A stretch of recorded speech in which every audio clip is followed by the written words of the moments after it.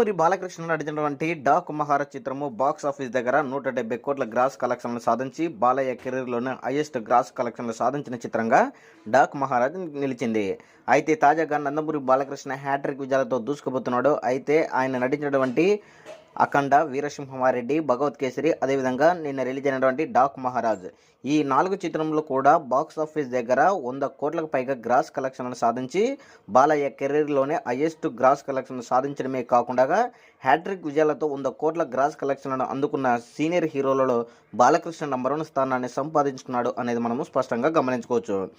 ఇక అఖండ 100 కోట్లకు పైగా గ్రాస్ కలెక్షన్లు సాధించింది.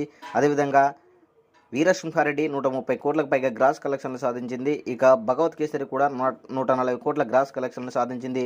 ఇక డాకు మహారాజ్ చిత్రం కూడా 160 కోట్లకు పైగా గ్రాస్ కలెక్షన్లు సాధించి ఇంకా సాలిడ్ కలెక్షన్లతో కూడా దూసుకుపోతుంది. అయితే 4 ఇయర్స్ 4 మూవీస్ టోటల్ 650 కోట్ల గ్రాస్ కలెక్షన్లు సాధించిన సీనియర్ హీరోలలో బాలకృష్ణ మొదటి స్థానంలో నిలిచాడు అనేది మనము స్పష్టంగా గమనించుకోవచ్చు. బ్యాక్ టు బ్యాక్ హిట్ కొట్టడమే కాదు, 650 కోట్ల గ్రాస్ కలెక్షన్లు సాధించిన 4 చిత్రాలలో బాలకృష్ణ ఔరా అనిపించాడు అనేది మనము స్పష్టంగా గమనించుకోవచ్చు. ఈ యొక్క వీడియోపై మీ యొక్క అభిప్రాయాన్ని కామెంట్ కూడా తెలియజేయండి.